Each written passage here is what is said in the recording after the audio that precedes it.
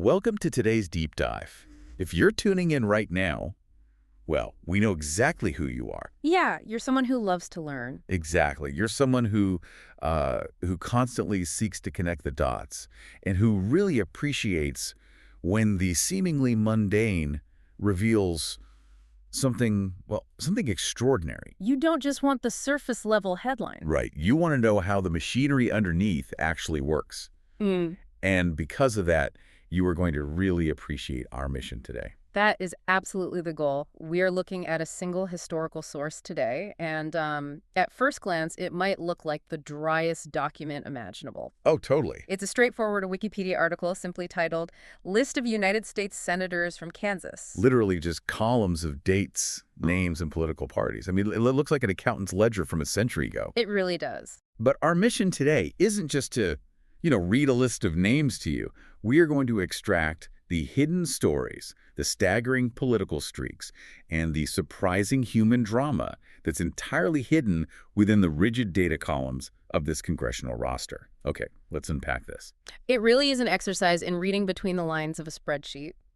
When you take a step back, this source lays out the entire history of Kansas's representation in the United States Senate. Right from the very beginning. Exactly. Starting from the exact moment it was admitted to the Union on January 29th, 1861, all the way down to the current delegation serving today. And just to set the stage for our listeners here, we aren't here to talk modern politics or take ideological sides. No, definitely not. Just to be absolutely clear on that point, while we are discussing right-wing and left-wing political parties today, this deep dive takes no sides. Right. We are impartially analyzing the historical data provided in the source material without endorsing any viewpoint whatsoever. We're just looking at the facts on the page. We're treating this purely as political archaeologists. We're looking at how an absolute fortress of incumbency was built over 160-plus years. Mm-hmm. We are simply mapping out the electoral history to understand the mechanics of power. Precisely. And the big picture data right at the top of that history, it hits you with some truly massive numbers that set the tone for everything else we're going to discuss today. It's staggering. In the entire history of the state, there have been 29 Republicans, just 3 Democrats, and exactly 2 populists in the Senate representing Kansas. Wow. And today, the state's current senators are Republicans Jerry Moran and Roger Marshall. That ratio is just wild to think about, 29 to 3 to 2. Yeah. But the streaks themselves are even more mind-blowing than the overall totals. When you trace the timeline, you find that Kansas last elected a Democratic senator in 1932. 1932. Just pause and think about how long ago that was. We are talking about the era of the Great Depression. And that political dominance extends to both seats. As you know, every state has 2 Senate seats. In the Senate's organizational structure, these are categorized into classes, specifically Class 2 and Class 3 for Kansas. Wait, before we move on, for those who might not remember 10th grade civics, what exactly do those classes mean? Why aren't they just Seat A and Seat B? It's a great question, and it goes right back to the Founding Fathers. They intentionally staggered Senate terms so that only a third of the Senate is up for re-election during any given election cycle. Okay. This was designed to prevent the entire chamber from being swept out in a single volatile election year. So Class 2 senators belong to one electoral cycle, and Class 3 senators belong to another. That makes perfect sense. It built in a sort of forced stability. Yeah. And speaking of stability, both of those seats in Kansas have been occupied by Republicans since 1939. Yeah, which is... That is the longest current streak of one party controlling both of the state Senate seats in the entire country. What's fascinating here is how a simple timeline reveals a near century of unbroken political continuity. It is a visual representation of an absolute political fortress. It really is. But the historical data goes even deeper. If you look specifically at that Class 2 seat, the one that was recently contested in 2002, 2008, 2014, and 2020, that specific seat has been held consecutively by Republicans since 1919. 1919. That is the longest current streak for a single seat in the entire United States. Yeah. Generations of voters have lived their entire lives without ever seeing that particular seat flip to another party. It's incredible. But no fortress is entirely without its breaches. Huh. I was scanning the early years of the timeline, And in a list of 29 Republicans, those 3 rare Democrats really stand out. They do, and they are clustered in very specific historical windows. They aren't evenly spaced out at all. Right. The first one to break the mold is a man named John Martin from Topeka. Huh. He served from March 1893 to March 1895. And what's interesting is that he wasn't elected to a full 6-year term. No, he was elected to finish out a term for a previous senator who had vacated the seat. It was a brief window of opportunity. Then, quite a bit later, you see a second breach in the fortress. William H. Thompson from Garden City manages to win a full term. Right. He was elected in 1913 and served until 1919. But he couldn't hold on to the momentum and ultimately lost his re-election bid. And that brings us to the final Democratic exception, George McGill from Wichita. He was elected in 1930, again, to finish out a partial term. But unlike Martin, McGill actually managed to get re-elected in 1932 to a full term of his own. Exactly. And as we noted earlier, that 1932 election is the absolute last time a Democrat won a Senate race in Kansas. He eventually lost re-election in 1938 and left office in January 1939. And the door has been firmly shut ever since. But as rare as those Democrats are, I found an even stranger anomaly when I was looking through the late 1800s. I was expecting to just see the usual back and forth of Republicans and maybe a Democrat, and suddenly, boom, populist. It really jumps off the page. The two-party system is so entrenched in our minds that seeing a recognized third party achieve the highest level of federal office is jarring. It's totally jarring. And it wasn't just a one-off fluke. It was a back-to-back populist presence in the 1890s. Yeah, first you have William A. Peffer from Coffeyville. Right. He was elected in 1891 and served until 1897. He ended up losing re-election, but who did he lose to? Another populist. A man named William Harris from Linwood. Exactly, who took over in 1897 and served until 1903. Before we rush past that, we should probably clarify what a populist actually was in the context of the 1890s. Good point. This wasn't just a buzzword. It was a highly organized, agrarian, anti-establishment movement. It was driven largely by farmers who felt completely left behind by the industrialization of the era, the banking systems, and the traditional political parties. So they basically formed their own political apparatus and successfully took over a U.S. Senate seat. Twice. If we connect this to the bigger picture, it really highlights something profound about political evolution. Yeah. You have this massive, seemingly impenetrable streak stretching across the 20th and 21st centuries. Right. But if you look at the late 19th century in this data, the environment was volatile enough to briefly allow an entirely different grassroots third party to disrupt the establishment and represent Kansas and Washington. It proves that the rigid two-party bloc we see today wasn't always the default reality. Not at all. Volatile is definitely the right word, because when you start looking at the individual electoral histories, this seemingly boring list of names hides some incredible human drama and sudden chaos. It starts right at the very beginning of the state's history. That's one of the first things I noticed. There's a weird gap right at the inception. Kansas was officially admitted to the Union on January 29, 1861, but both Senate seats are listed as vacant until April 4, 1861. Right. The state didn't actually elect its first senators until more than 2 months after statehood. What happened there? The machinery of a new state takes time to get running. You have to remember the context of early 1861. The country was fracturing, the Civil War was effectively beginning, and organizing a brand new state legislature to formally elect federal senators wasn't something that could happen overnight. And once that machinery did get running, the tenure of those early politicians was far from stable. I was looking at the very first senator listed for Class 2, James H. Lane from Topeka. Yes. He's elected in 1861, re-elected in 1865, and then his term just abruptly ends on July 11, 1866. The reason given, it simply says died. Just like that. No context, just a stark reality recorded in the historical record. The disruption to a brand new state losing its senior senator must have been massive. It is a harsh reminder of the realities of the era. And mortality wasn't the only reason for sudden exits. Definitely not. Just look at the third senator on the list, Alexander Caldwell from Leavenworth. He's elected in 1871, but by March 1873, barely 2 years into his 6-year term, his entry just says, resigned. He just walks away. And those sudden exits, whether by death or unexpected resignation, trigger a fascinating procedural cascade that we see repeated over and over in this history. Right. The mechanics of filling a vacant Senate seat are complex.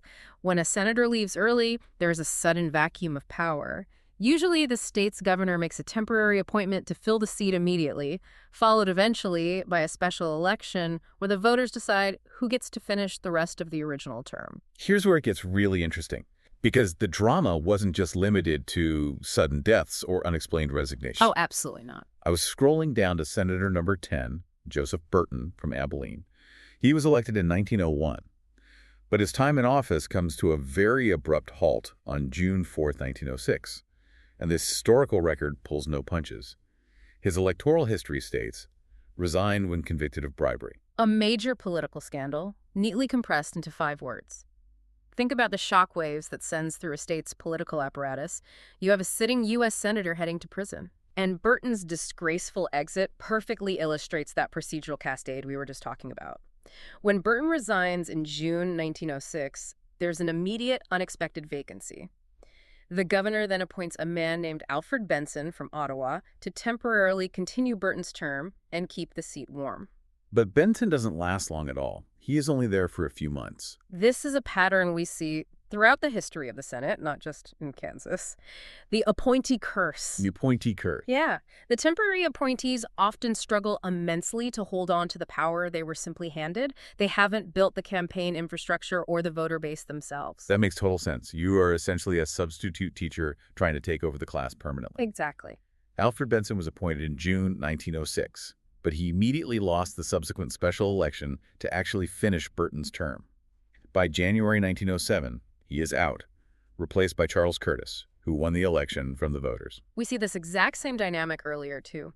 A man named Edmund Ross was appointed to continue James H. Lane's term after he died in 1866. Ross managed to scrape by and win an election to finish that short, partial term, but when he had to stand for a full term of his own, he completely lost his re-election bid. It seems like being the appointed guy is an incredibly tough political position to maintain. But you just mentioned Charles Curtis, the man who took over after the bribery scandal. Yes. And he brings us to another major theme hidden in this historical timeline, using the Senate seat as a stepping stone to the executive branch. Charles Curtis has one of the wildest trajectories I have ever seen in politics. He is a remarkably resilient figure. He really is. As we noted, he gets elected in 1907 to finish out the term of the convicted Joseph Burton. He successfully navigates that chaos. Then he gets elected to a full term of his own. Yep. But in 1913, he loses renomination. His own party says, no thanks, we're going with someone else. You'd think his story ends right there in defeat. You really would. But if you scan further down the list to the other Senate seat, the Class 3 seat, there he is again, Charles Curtis from Topeka mounts a massive comeback and is elected in 1914. It is incredibly difficult to lose federal office, lose the backing of your party's nominating apparatus, and then successfully fight your way back into the same chamber just a few years later. It requires a formidable political machine. He returns to the Senate in March 1915 and stays there for quite a while, securing re-election in 1920 and again in 1926.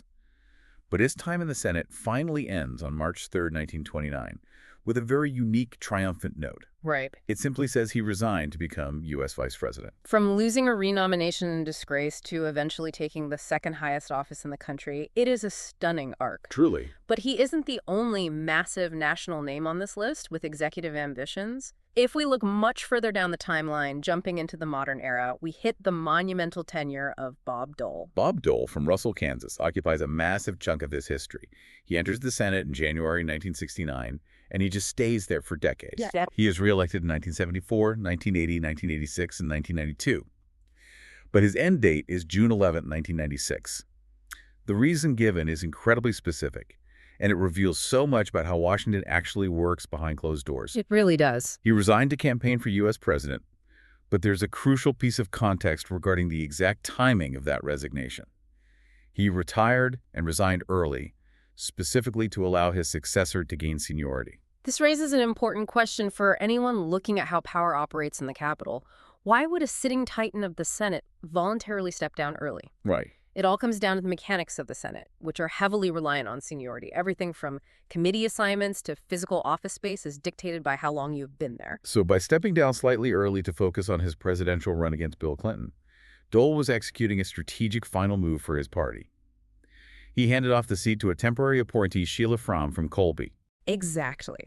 By getting her into the chamber a few months before the new class of freshman senators arrived in January, he was giving her a slight yet crucial edge in tenure over all the other newcomers across the country. That's fascinating. It shows how the actions of the most established politicians are dictated not just by their own ambitions, but by the strategic maneuvering required to maintain their party's leverage within the Senate's arcane rules.